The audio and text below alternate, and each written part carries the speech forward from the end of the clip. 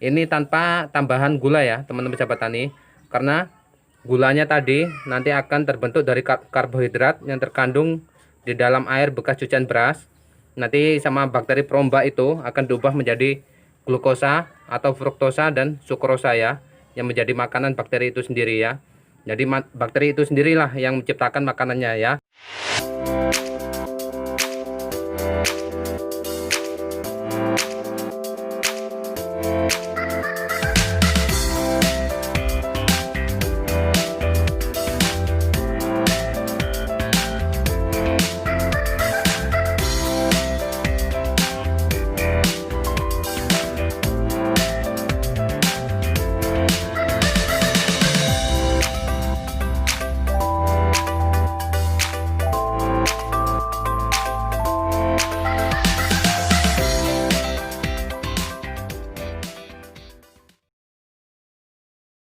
Oke, selamat siang teman-teman sahabat tani. Salam sejahtera untuk kita semua dimanapun Anda berada. Baik teman-teman sahabat tani, pada kesempatan yang baik ini saya akan membuat pupuk organik cair ya. Dan bahannya ini ada bonggol pisang ya. Nah, kalau di video sebelumnya itu sudah pernah saya buat video tentang cara pembuatan mol bonggol pisang yang hanya menggunakan air biasa ya, yang disimpan selama 3 malam. Nah, di sini agak berbeda karena di sini ada tambahan bahan yaitu air bekas cucian beras, asam amino, dan itu E4 ya. Nah, nanti sedikit saya jelaskan kenapa saya ada bahan tambahan ini ya. Nah, buat teman-teman sahabat tani yang belum mempunyai asam amino atau belum tahu cara membuatnya, bisa teman-teman sahabat tani cek di video saya yang berjudul cara membuat pupuk organik dari hama siput. Nah, di situ sudah saya jelaskan semuanya secara detail ya. Nah, oke, di sini saya jelaskan kenapa saya ada bahan tambahan ini ya. Seperti contoh ini, air cucian beras ini ya. Nah, karbohidrat yang terkandung di dalam air cucian beras ini nantinya akan dipecah menjadi glukosa atau fruktosa dan sukrosa ya. Nah, di sini ada sedikit perbedaan glukosa dan fruktosa atau sukrosa ya. Kalau fruktosa dan sukrosa itu adalah golongan jenis gula yang sangat sederhana ya, dan biasa disebut adalah monosakarida ya. Dan sedangkan kalau glukosa itu adalah disakarida ya. Nah, jelas ya teman-teman sahabat tani. Nah, sedangkan kalau glukosa itu terbuat dari dua gabungan monosakarida ya, yaitu fruktosa dan sukrosa. Nah, nantinya kedua monosakarida itu digabung menjadi disakarida ya, menjadi glukosa. Dan nanti yang mengubah itu adalah bakteri yang terkandung di dalam E4 ini ya. Nah, untuk asam amino, tujuan saya ada penambahan asam amino ya. Asam amino bisa didaur ulang untuk membuat protein atau dioksidasi menjadi urea atau nitrogen ya. Dan semua nantinya yang bekerja adalah ini E4 ya. Selain mengandung bakteri penambat nitrogen dan bakteri pelarut fosfat, E4 sendiri juga mengandung ZPT ya, yaitu zat pengatur tumbuh seperti auksin, giberelin, dan sitokinin ya. Nah, oke, jelas ya teman-teman sahabat tani, mengapa saya ada tambahan bahan ini ya. Nanti kalau seumpama teman-teman belum paham, silahkan saja bertanya ya. Silahkan apa saja yang mau ditanyakan mengenai pembuatan pupuk ini ya. Nah, silahkan, nanti akan saya jawab. Tapi sebelumnya mohon maaf apabila jawaban saya agak telat ya, dikarenakan selain nge-YouTube saya juga ada pekerjaan yang lain ya, tetapi tetap saya akan balas ya. Oke, kita lanjut ke tahap pembuatannya ya.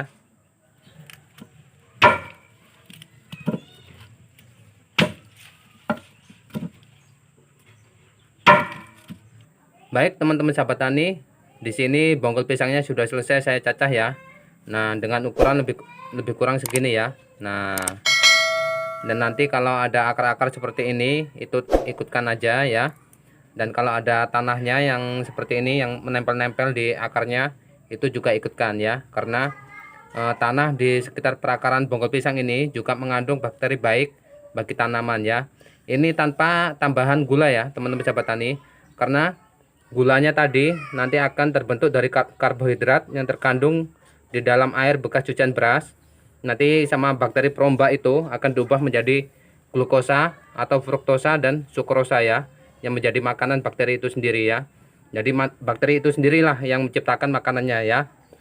Nah, kalau asam amino nanti akan didaur ulang menjadi protein atau dioksidasi menjadi urea atau nitrogen ya. Jadi ini nanti untuk semua fase itu sangat bagus ya. Dari mulai pembibitan malahan, dari mulai pembibitan, fase vegetatif, fase generatif sampai mulai panen itu sangat bagus ya. Ini sangat bagus maksudnya itu. Nah, jadi jangan ragu dengan mol bonggol pisang ya, jangan sepele karena manfaatnya sangat banyak ya. Oke, kita masukkan dulu ke dalam wadah itu ya. Nah, nanti kita kasih tahu dosis asam amino dan E4-nya ya. Baik teman-teman sahabat tani, ini bahannya semua sudah masuk ya.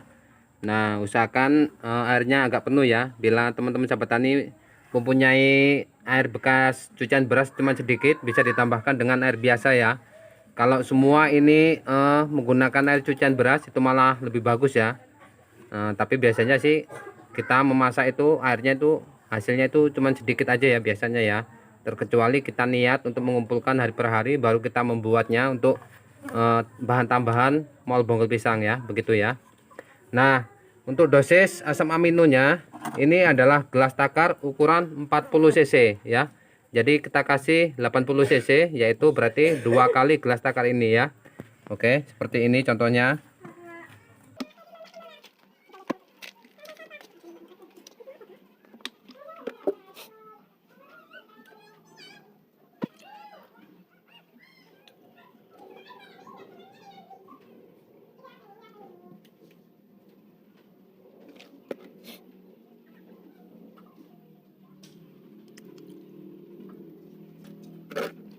Nah, untuk E4-nya kita menggunakan 20 cc ya teman-teman sahabat tani. Ini gelas takar 40 cc, sudah saya jelaskan tadi, berarti separuhnya ini ya.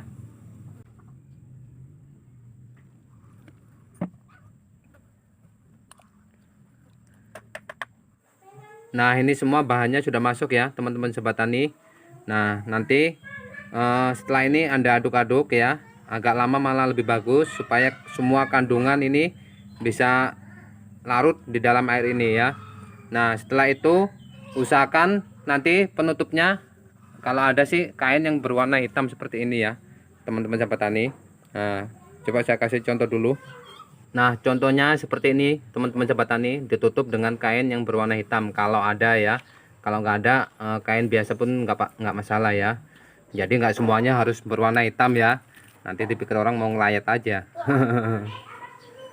Nah, tujuan untuk penutupan dari kain hitam ini karena bakteri maupun fungi itu akan cepat berkembang biak dalam suasana yang gelap dan sejuk. Nah, itu poinnya ya.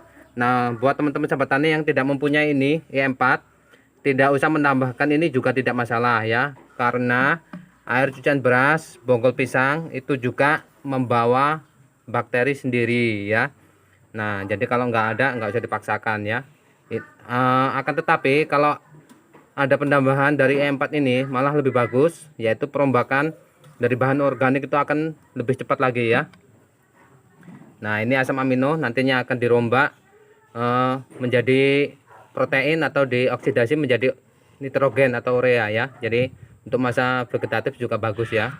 Tapi sekali lagi saya jelaskan, ini untuk semua fase ya.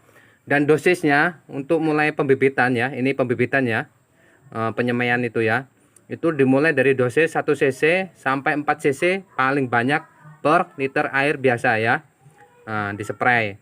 Dan untuk dosis kocor melalui perakaran ya, itu dimulai dari dosis 5 cc sampai 15 cc per liter air biasa ya, dikocorkan di sekitar perakaran itu ya, sekitar batang. Nah, ini nantinya bisa buat untuk penyemprotan juga dari bahan organik yang mau dibuat kompos ya teman-teman sahabat tani, atau seperti kuhi-kuhi itu, kuhi kambing, kuhi ayam dan lain sebagainya, itu bisa disemprotkan dengan pupuk organik cair ini ya. Ini sudah mengandung JPT, bakteri pengurai, bakteri penambat N, bakteri pelarut fosfat ya, asam amino, pokoknya lengkap ini nanti ya. Jadi sudah bagus ini nanti kualitasnya ya.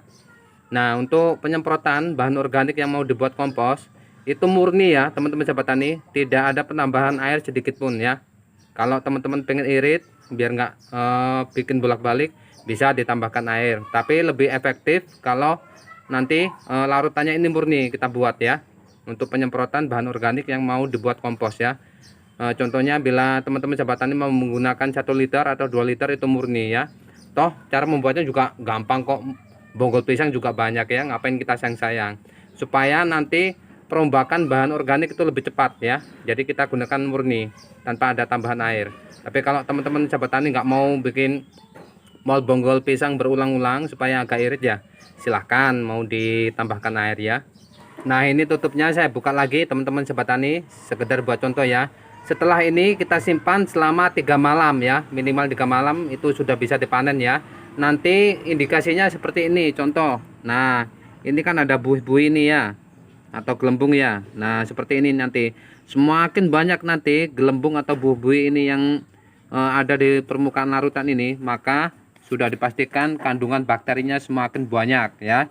Nah setelah dipanen nanti saring ya, untuk penyepraian biar tidak terjadi penyumbatan di cap semprot itu ya, atau yang enggak disaring nanti untuk pengocoran ya.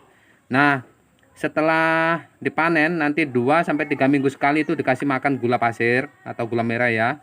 Itu satu jerigen ini yang ukuran 5 liter itu dikasih makan 1 sendok gula putih ya, minimal 2-3 minggu sekali ya, agar bakteri yang terkandung di dalam pupuk organik cair ini tetap aktif ya, tetap dapat energi dari gula ya. Nah segitu dulu video dari saya teman-teman sahabat tani, semoga bisa bermanfaat ya. Ikuti terus perjalanan petani subsisten. Saya adalah petani coba-coba yang berkeinginan menjadi petani komersial yang sukses. Yang penting selalu ada niat untuk belajar tanam, belajar bereksperimen, dan selalu tetap semangat. Mantul.